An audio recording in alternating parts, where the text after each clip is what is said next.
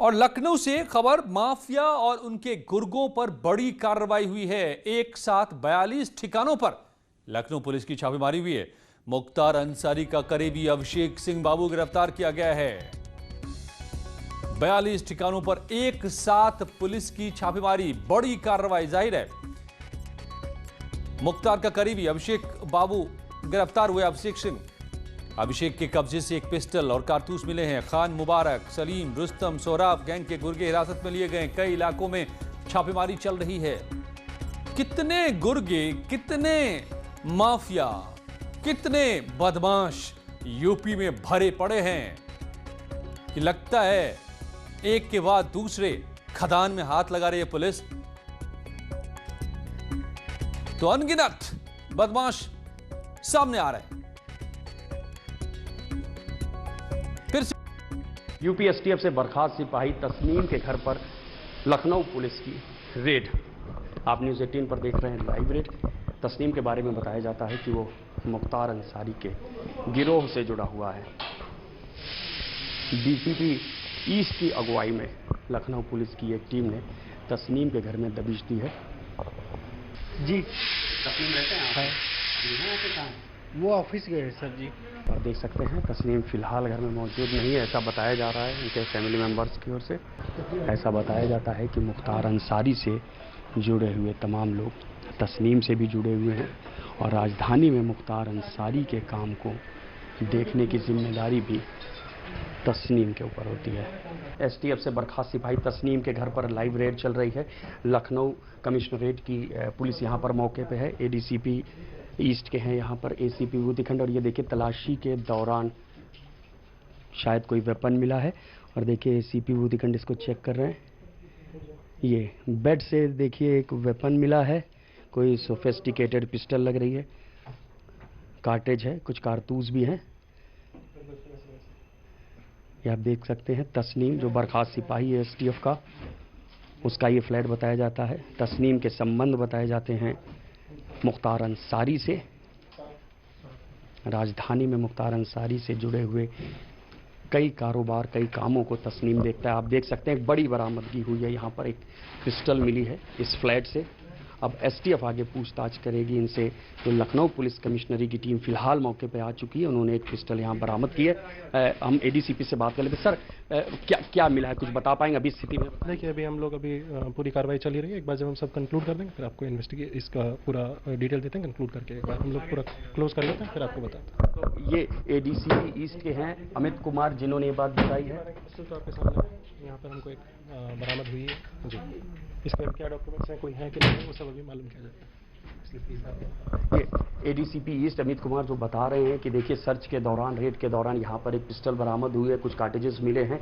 क्या उसके इनके पास पेपर हैं, क्या वो लाइसेंसी है या अवैध है, इन सारी चीज़ों की जानकारी की जा रही है। बात की जाएगी, तस्दीक की जाएगी, इसके बाद ही तय होगी कार्रवाई। फिलहाल मौके पे तस्नीम नहीं मिला है, लेकिन लखनऊ में जो संगठित गिरोह हैं या माफिया मुख्तार अंसारी से जुड़े हुए जो लोग, उनकी कमर तोड़ने के लिए आज पूरे लखनऊ में ये अभियान चलाया जा रहा है। कैमरामैन संदीप के साथ ऋषभ त्रिपाठी, न्यूज़ 18 लखनऊ। और ऋषभ बणी हमारे संवाददाता मेरे साथ भी इस वक्त जुड़ गए हैं। ऋषभ, एक साथ 42 ठिकानों पर छापेमारी और आपने विस्तार से बताया क्या क्या बरामदगी हुई है, कौन कौन से ये लोग हैं। ये कितना बड़ा ताना बाना है मुख्तार अंसारी का। और मैं तो हैरान हूं, लगता है कि यूपी में कितने बदमाश भरे पड़े हैं। अच्छा देखिए, राजधानी लखनऊ है। कोई पूर्वांचल का बदमाश हो, पश्चिम का बदमाश हो, हर बदमाश ये चाहता है कि इस तरह से राजधानी में भी उसका रसूख हो। उसके लिए राजधानी में उनके गुर्गे होते हैं। कोई रियल एस्टेट के काम में है, कोई प्रॉपर्टी के काम में है, कोई किसी और धंधे में है। तो ये सारे कई ऐसे डमी चेहरे भी होते हैं जो मुख्तार अंसारी, खान मुबारक या लखनऊ का गैंग है सलीम, रुस्तम, सोहराब का, इन सब से जुड़े हुए लोगों के छापेमारी हुई थी। ये कहीं ना कहीं से ऐसे बड़े बड़े माफियाओं से जुड़े होते हैं और संगठित अपराध में उनकी सहायता करते हैं। बड़े अपराधियों के नाम का, रसूख का, उनके भय और डर का इस्तेमाल करते हैं राजधानी के लोगों को डराने के लिए, राजधानी के कारोबारियों को डराने के लिए, उनकी जमीनों मकानों पर कब्जा करने के लिए। तो आप ये कह सकते हैं बड़ी कार्रवाई है, क्योंकि आमतौर पर इस तरह की रेड रात में होती है। ये बहुत कम देखने को मिलता है कि डे लाइट रेड की जाए, लेकिन लखनऊ पुलिस ने ये डे लाइट रेड की है और 42 ठिकानों पर एक साथ छापेमारी हुई है, जिसमें खान मुबारक गैंग से जुड़े हुए लोग हैं, माफिया मुख्तार अंसारी से जुड़े हुए लोग हैं, सलीम रुस्तम सोराब से जुड़े हुए लोग हैं। तो 42 ठिकानों पे हुई है। अभिषेक सिंह बाबू की जहां तक बात की जाए, जिस रेड में मैं खुद गया था, मैं मौके पे था, न्यूज़ 18 वहां मौके पे थी, तो वहां अभिषेक सिंह बाबू के बारे में बताए जाते हैं कि मुख्तार अंसारी के नाम पर वो शहर में अवैध वसूली करता है, उसके रसूख का इस्तेमाल करता है। मौके से एक पिस्टल बरामद हुई है, कार्टिजेस बरामद हुई। बताया जाता है कि 307 हत्या का प्रयास का उसके ऊपर FIR दर्ज है। CBCID की इसकी एक जांच अलग से चल रही है। एक उभरता हुआ उसको अपराधी बताया जाता है। और तस्लीम के बारे में तो बताया ही जाता है कि वो STF का बर्खास्त सिपाही है और मुख्तार अंसारी का फेस है शहर में, हालांकि वो मौके पर नहीं मिला है। तो पुलिस का मनोबल और बढ़ाने के लिए और माफियाओं का, संगठित अपराधियों के मनोबल को तोड़ने के लिए, उनकी कमर को तोड़ने के लिए ये कार्रवाई की गई है डे लाइट में। अभी देर शाम तक पता चलेगा कि ऑफिशियली कितनी गिरफ्तारियां हुई और क्या क्या बरामद हुआ है। अजय, 42 ठिकानों पर लखनऊ पुलिस की छापेमारी, एक साथ मुख्तार अंसारी का करीबी भी इसमें गिरफ्तार हुआ है, अभिषेक सिंह बाबू, और कई और ठिकानों पर यह बड़ी छापेमारी हुई है, आप देख सकते हैं। और जाहिर है ऑपरेशन माफिया जारी है लगातार, बता रहे थे हमारे संवाददाता ऋषभ मणि लखनऊ से।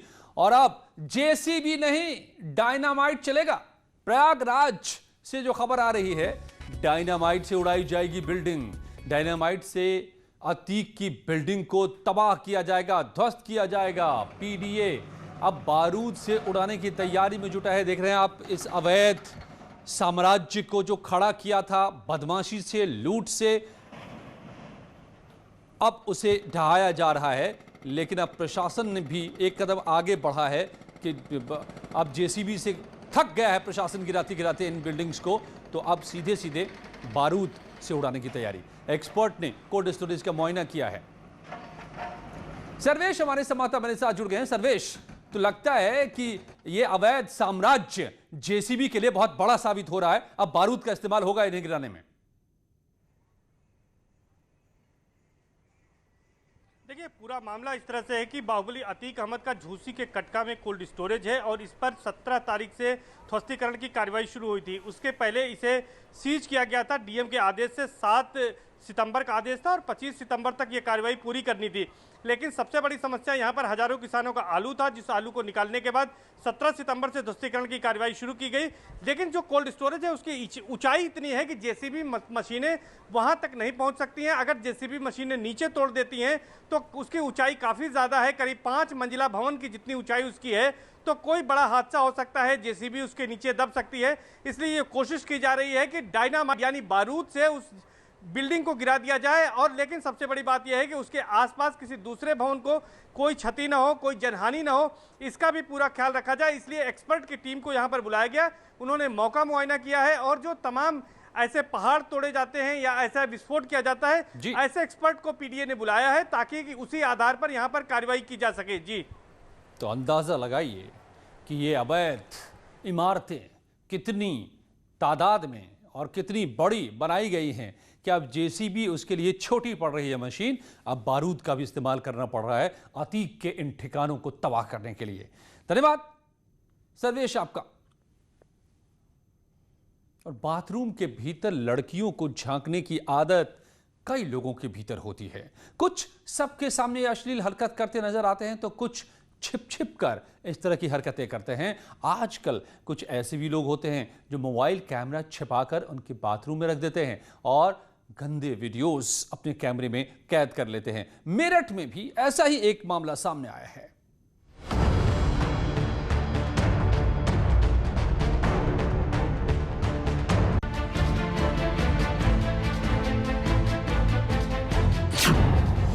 कैमरा ऑन था,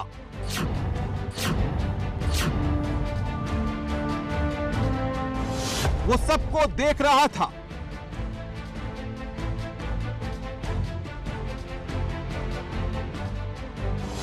वो अश्लील तस्वीरें खींच रहा था।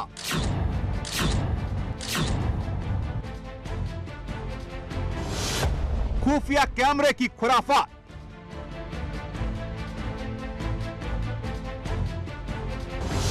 अश्लील खेल का सबसे बड़ा खुलासा।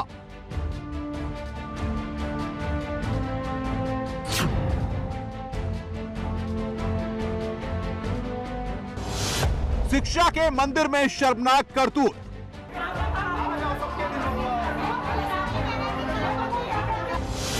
टॉयलेट में सीसीटीवी के पीछे क्या साजिश?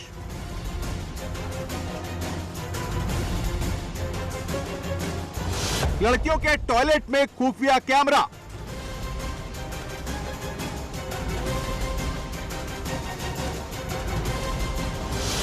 अश्लील तस्वीरों का ब्लैकमेलिंग कांड।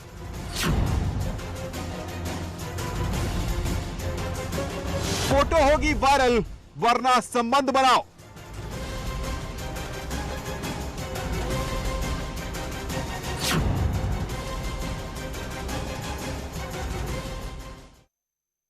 स्कूल में गंदी बात, स्कूलों के टॉयलेट में सीसीटीवी कैमरे।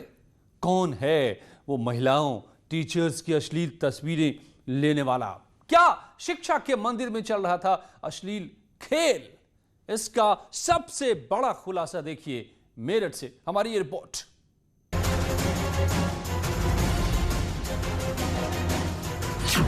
टॉयलेट में कैमरा।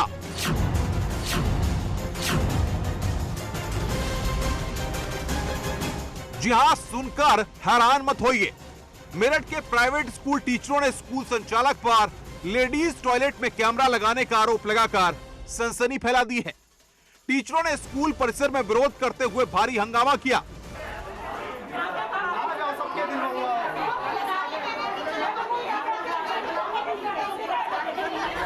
इसके बाद महिला टीचरों ने थाने पहुंचकर स्कूल संचालक के खिलाफ प्राइवेट फोटो दिखाकर ब्लैकमेलिंग करने का आरोप लगाते हुए संचालक के खिलाफ लिखित तहरीर भी दी है।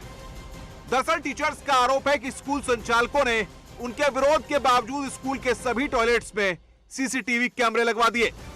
आरोप है कि अपने कमरे में बैठकर स्कूल संचालक टॉयलेट जाने वाली शिक्षिकाओं की अश्लील फोटो खींचता है। इसके बाद उन फोटो को वायरल करने की धमकी देकर टीचर्स पर खुद के साथ संबंध बनाने का दबाव बनाता है। सर, हमारे साथ बहुत ज़्यादा अभद्र व्यवहार किया जाता है, एब्यूजिव लैंग्वेज का यूज़ किया जाता है और केवल इस बात पे कि हम लोग सैलरी मांगते हैं और हमें सैलरी बहुत कम दी जाती है और हमसे साइन बहुत ज़्यादा पेपर पे कराए जाते हैं। मामला मेरठ के थाना सदर बाजार क्षेत्र के ऋषभ एकेडमी का है, जहां पिछले काफी समय से स्कूल संचालक और टीचरों के बीच तनातनी का माहौल चल रहा है।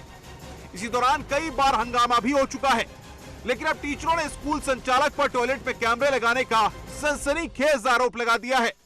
महिला टीचरों की माने तो स्कूल में तंत्र मंत्र के साथ साथ दूसरी अनैतिक गतिविधियों को भी अंजाम दिया जाता है। वहीं महिला टीचरों को परेशान करने के लिए लेडीज टॉयलेट में हिडन कैमरे भी लगा दिए गए। बकायदा स्कूल में करीब 2 दर्जन से ज्यादा टीचर पढ़ाती हैं और अब इस मामले को लेकर वो थाने पहुंची, जहां उन्होंने लिखित तहरीर देकर स्कूल संचालक पर कार्रवाई की मांग की है। उत्पीड़न तो इस स्कूल के अंदर जब से रंजीत जैन बैठा है एक आम समस्या है। सबकी समस्या हमारे समाज की एक ये है, कोई महिला यौन उत्पीड़न होने के बाद भी जल्दी से आवाज़ नहीं उठाना चाहती। उसका मजबूरी का रंजीत जैन फ़ायदा उठाता है। रंजीत जैन ने देखा मैं अपना हर तरह का मेरा राज चलता है, तो यौन उत्पीड़न तो कर ही रहा है बराबर, तरह तरह के इशारों से, तरह तरह की बातों से। उससे ना माने तो तंत्र विद्या का सहारा लेके, उससे भी काम ना चले तो उनकी सैलरी रोकते। वहीं पुलिस के अधिकारियों ने इस पूरे मामले को गंभीरता से लेते हुए जांच के लिए 2 दरोगाओं की कमेटी बना दी है। साथ ही एसपी सदर बाजार खुद इस मामले की मॉनिटरिंग कर रहे हैं। पुलिस अधिकारियों की माने तो टीचरों की सैलरी को लेकर और मैनेजमेंट में आपसी मतभेद को लेकर एक विवाद चला आ रहा है। वहीं महिला टीचरों के गंभीर आरोप कितने सही हैं, ये जांच के बाद ही पता लग सकेगा। Team news 18। निखिल अग्रवाल हमारे संवाददाता मेरठ से जुड़ गए हैं इस खबर पर और जानकारी के साथ। निखिल, जाहिर तौर पर इस स्कूल संचालक रणजीत का यह अश्लील खेल लगता है काफी पुराना रहा है और इसमें वो बहुत कुछ करता रहा है। आर्थिक शोषण, शारीरिक शोषण, तमाम हदें पार कर दी हैं। बिल्कुल, जिस तरीके से टीचरों ने कहा है कि उनको ब्लैकमेल किया जा रहा है और स्कूल के टॉयलेट में गंदी बात, यानी स्कूल के टॉयलेट में कैमरा लगाया गया है। बॉयज टॉयलेट की तस्वीरें भी सामने आई हैं, लेकिन लेडीज टॉयलेट में जिस तरह से शिक्षिकाओं ने आरोप लगाया कि हिडन कैमरा या बटन कैमरा लगाए गए हैं, तो अब उस मामले में न्यूज़ 18 की खबर चलने के बाद एक्शन भी सामने आया है। पुलिस उसमें एफआईआर दर्ज कर रही है और रंजीत जैन और उसके बेटे के खिलाफ एफआईआर दर्ज की जा रही है। साथ ही साथ एफएसएल की टीम भी इसमें जांच करेगी कि आखिर वो हिडन कैमरा कहां है, उनके जो तस्वीरें ली गई वो तस्वीरें कहां हैं, और क्या ये आरोप सही है कि स्कूल में गंदी बात हो रही थी कि ऋषभ एकेडमी जो इतना प्रतिष्ठित स्कूल है, करीब 40 साल से स्कूल चल रहा है और वहां ये जो संचालक बना बैठा है ये करीब पिछले 5 साल से इस तरह की हरकतें कर रहा है।